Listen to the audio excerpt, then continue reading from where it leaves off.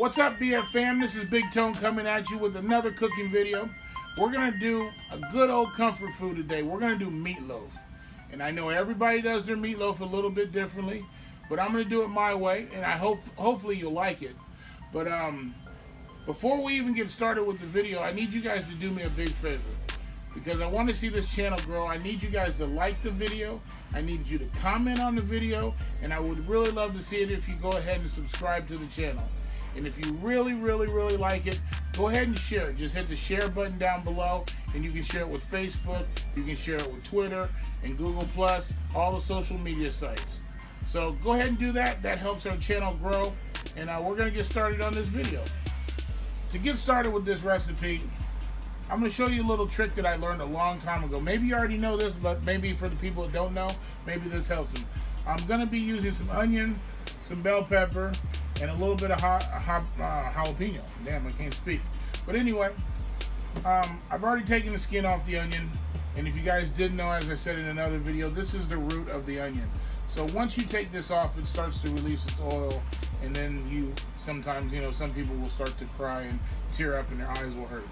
But I want to show you how I chop up an onion. Some people do it differently. They will cut it this way and they'll put lines through it. Then they'll cut it this way. And then they'll get the little cubes and they'll cut this way. I don't always do that because it just takes one more step. But I'm just going to show you this as a trick. So basically, you see the lines that are forming the onion here. So I cut this way.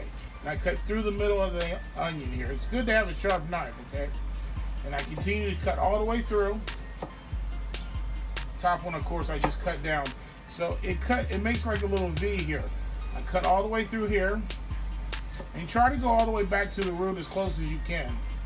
Alright, and then I go all the way around the onion. So you can see I cut it at an angle. Then I take my hand and I just push the onion back together. Of course, you use your little claw as they show you on Food Network. And if you just cut straight down, you got cubes. You don't have to do the cross cut. But anyway, I'm going to cube up this onion for you. Dice it up. Comes out real nice. Alright. And I'm going to do this onion. I'm probably going to do another one because I'm making quite a bit of meatloaf today. I'm going to be making enough because I'm taking some to my mom and then we're also going to eat this as well. So what you're left with is just the root. Then I dice up the little ends here. No big deal. Alright. And then after this, we're going to do the green pepper. And I'll tell you a little secret about the green pepper if you didn't know that as well. So let me get this in the pan here. By the way, I'm using today my copper chef here. But I'm using just plain regular pure vegetable oil. No olive oil here. Just vegetable oil is fine. Alright, so 1 second, we'll be back and we'll cut up the rest of the vegetables. So we got the onion here chopped up. And let me put this in the pan here.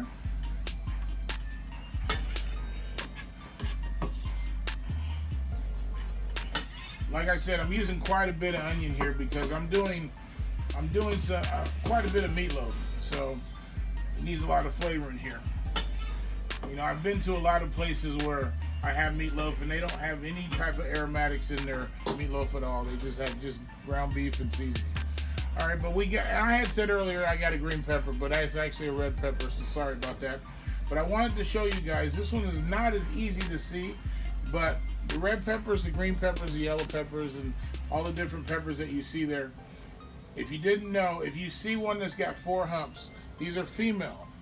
So these are a little bit sweeter than the male. The males have 3 humps on the back of them. So that's just a little fun fact to tell. But anyway, a lot of people cut up a red pepper differently. I do it a couple different ways. I think the easiest way so you can get easier dice is you just take the hump and you just follow the ridge of the hump. Alright, and that's going to expose just the seeds on the inside. Alright, and I just follow that and you're left with that. If you want to keep a little bit more, you can cut that off. I'm going to discard that part. And then you have the 4 pieces here. So then we're just going to simply just cut these down in strips.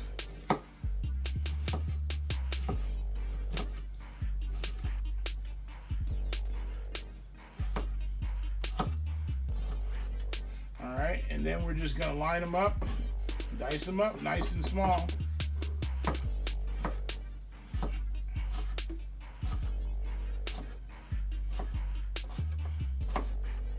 There you go. You got a nice little dice. So I'm going to finish doing this. And then I'm going to do this jalapeno here, okay? The jalapeno I'm using just for a little bit of heat, a lot of flavoring. And then I'll be right back here with the rest of my supporting cast. Guys, okay? As you can see, I got my red bell pepper cut up. I got my jalapeno cut up. And I put the onion here in the pot. And I'm sauteing these down. They're just going to saute until they get a little bit translucent. So you can, you know, they start to get a little clear here. So we're going to saute these down. Here, it takes just a moment. And I got it in my nice little Copper Chef Pro. Plug. So if you guys are listening, as I said in the other video, we'll be okay. Just send me a couple of these, okay? It takes just a second just to make it a little translucent here.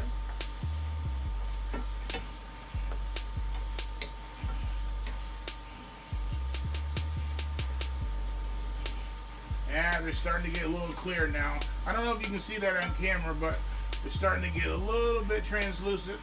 I'm going to let them saute for about another 30 seconds or a minute here. Then I'm going to add my red pepper, my jalapeno, and then as they start to get a little soft here, then I'm going to add in a little bit of garlic, okay? All right, they're looking pretty good here.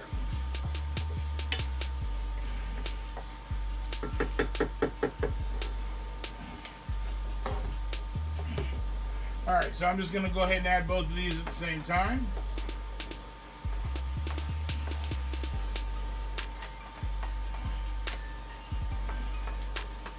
And let me go ahead and discard the cutting board over here. Now we're just going to let these saute down, okay? Until the red peppers get a little bit soft. The reason why I cook these ahead of time is because, yes, it is going to cook in the oven, but it's not going to cook down enough so the flavors really distributed through the meatloaf. So I'm cooking it down a little bit here, and then once it gets in the meatloaf, you're not going to look at the meatloaf and see a whole bunch of red, green, and white chunks. You probably won't even be able to tell. You'll see the red, but you'll be tasting flavor through the meatloaf. All right, so we're going to let that cook down just a little bit here, and we'll be right back, and I'll show you. I'll add the garlic, okay?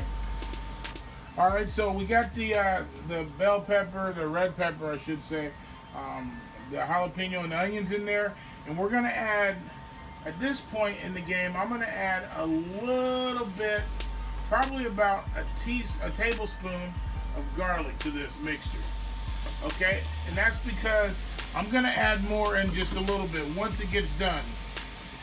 Once it starts to really get done, and add a little bit more for flavor, okay? But I'm going to mix this up in here. While that's cooking a little bit longer, I'm going to go ahead and introduce you to my supporting cast. All right, so as you already met, you met the garlic. All right, so also inside of the meatloaf, which I'll bring over here in a minute, I'm going to use some garlic powder. So it's going to add a little bit more garlic. I'm going to use a little bit of cumin. This is actually my first time putting cumin in, so we're going to see how that works out. I'm going to use some laurels. And then it's going to be some black pepper, of course. And I'm using Himalayan sea salt. This is my choice salt. In my other videos, I was using sea salt. Maybe that's just because that's all I had at the time. Then we're going to use some Worcestershire sauce and some breadcrumbs. And then we're also going to add 2 eggs to the mixture here. But we'll get to that in just a moment. And if you didn't see, there's the eggs. If you don't know what eggs are, then you probably shouldn't be watching this. But anyway, we're going to saute this down just a little bit longer. I'll come back and I'll show you adding the supporting cast to the meatloaf, okay? I'll be right back. All right, fam, so as you can see, I got my ground beef and my sausage here. This is Italian sausage. It's a little sweet and then just a regular mild Italian from the store. But in this particular recipe, I use 2 pounds of ground beef, 2 pounds of sausage, okay? I normally only use 1 and 1, so 1 pound of ground beef, 1 pound of sausage. But I'm making a lot more this time. So we're going to add my supporting cast that you just met a little bit here. I'm going to start with my salt. I don't really measure anything here. I kind of just go by feel. But I'll try to give you a guesstimate of what I use, okay? So this is my Himalayan sea salt. And I'm going to guesstimate I'm using about maybe 2 teaspoons of this. Then we're gonna go with my black pepper. This is just regular old black pepper. I'm heavy-handed with the black pepper. So I'm probably gonna be using with this, probably, I would guess, maybe a tablespoon. All right, so we got our black pepper here. And then next we're gonna be using my garlic powder, okay? I'm not gonna put a lot of garlic powder in here because of course I've already used garlic in the vegetables here, and then I'm gonna be adding more, but it's just gonna be a little shake. I would say this is probably a quarter, maybe a half a teaspoon. Now this is gonna be the guessing game. This is my cumin here. As I said earlier, I've never used the cumin in here, but I'm just gonna give it a little shake. If you guys don't know what cumin tastes like, whenever you have chili, I can almost guarantee it's got cumin in it. To me, it's like the essence of chili. Some people say not, but I think it is. So I probably put maybe a quarter of a teaspoon of cumin in there. Now this is the old favorite Lowry seasoning salt. I'm not going to put a lot in here because you remember I put quite a bit of salt. So just a little bit of Lowry's for seasoning. Sorry, Lowry's for seasoning.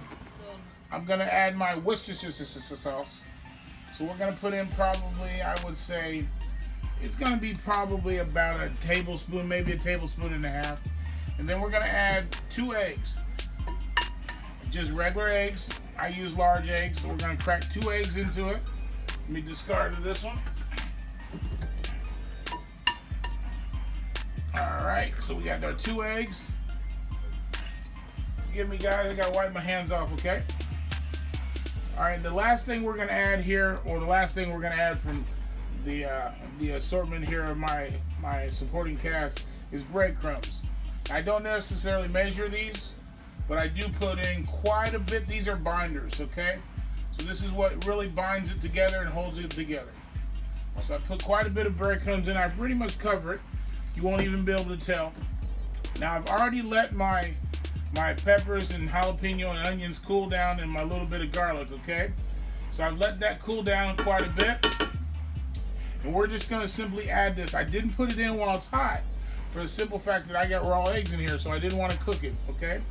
So we're just gonna simply add this to the mixture of ground beef, ground pork, or sausage, and all of my supporting cast. And then the next part you have to do, you cannot mix meatloaf with a spoon. Well, we can try, but I'm not going to. You gotta get your phalanges in here, get these things dirty, okay? So we're gonna mix this up here, and then I'll show you what it looks like when I put it in the loaf. And then I got a little special treat that I learned from my aunt. But we're gonna do that. So I'm not gonna get dirty on camera. And let's get dirty. So we're gonna mix this up here a little bit. All right, you gotta get dirty for meatloaf. It's not gonna mix by itself. All right, so you make sure all the ingredients are incorporated. And give me a second, I'll finish this up and I'll show you what it's gonna look like, okay? All right, guys, as you can see, the meatloaf is now, I got it into my my Pyrex glass dish here. And it's kind of formed into the loaf shape. But as I said, I got a little surprised that, well, it's not a surprise. I've seen people do it before, but I learned this from my Aunt Catherine to be exact. I'm gonna add 2 hard-boiled eggs to it. They kind of give you a little surprise once you cut into it. So you just make a little indentation in the middle, and then I add my 2 eggs, and then you simply just close it up. And you know, I've seen other people do it. She taught me this back when I was a kid. I was surprised when I ate one of her meatloafs, and I just loved it. So I do it sometimes when I make meatloaf. As I said, this is a much larger meatloaf than I normally do. But you can conform it and configure it to the way you want it. Just 2 pounds of ground beef, or sorry, 1 pound of ground beef and 1 pound of sausage. That's what I normally make. And of course, at that point, you don't have to make so many vegetables or aromatics to go into it. But now you can see it's closed up. It's in a nice form of a loaf here. Now, for myself, I don't do the ketchup thing on top of the meatloaf. I know a lot of people do, but for me, that's just too sweet. but a lot of people do like it, so I'm not knocking it. I just don't like it. So you can try that if you like. I go ahead and cook it just like this. It gets nice and golden brown. But the next time you're gonna see this, you're gonna see a nice golden brown meatloaf coming out of the oven. Now I cook this at 350, and I'm gonna tell you this: I cook it until it's done. I don't cook it for a set period of time. This one's probably gonna take a little longer than normal. Usually it's maybe about an hour, maybe 45 minutes. But this one will probably take a little bit longer. So the next time you see it, it's gonna be golden brown, and I'll bring it out of the oven, and then I'll plate it with I think I'm gonna make some mashed potatoes and gravy, and then possibly a side vegetable. I'm not sure what yet. Bear with me, and I'll be right back. Here, I preheated the oven, as I said, to 350. Like I said, this one's gonna take a little bit longer to cook, but we're just gonna slide it in the oven. It's nice and hot, and I'll see you when it comes out. I've taken it out of the dish and put it on. Actually, this is one of my mom's old plates, so that's why it looks so old school. But anyway, here's the meatloaf. You can see the split where I put the eggs into it. But that split when it opened up and expanded. But here's the meatloaf. You can see the red peppers and the jalapenos sticking out a little bit, all to the flavor. But here's the finished product. So I'm gonna come right back, and I'll have it plated up with a couple different sides here, and we'll see what it looks like and tastes like. Just another perfection on the plate. I got my meatloaf here with a little bit of egg in there displaying for you, some garlic mashed potatoes and some green beans. I don't know what to say. Another perfection on the plate. Guys, I want you to do me a favor again. I want you to like this video. I need you to comment on the video, and please go ahead and subscribe to the channel, Big Tone Beats and Feast, okay? And if you really like it, go ahead and share it. You can hit the share button, and you can share it with all of the social media sites, Facebook and Twitter and Google Plus, all of those. But that helps our channel grow. So do me a favor and do that for me. And guys, check out my first restaurant review. If I like it, it's a repeat eat. If I don't like it, it's a one and done, get it out of here. It's Big Tone signing off. Peace.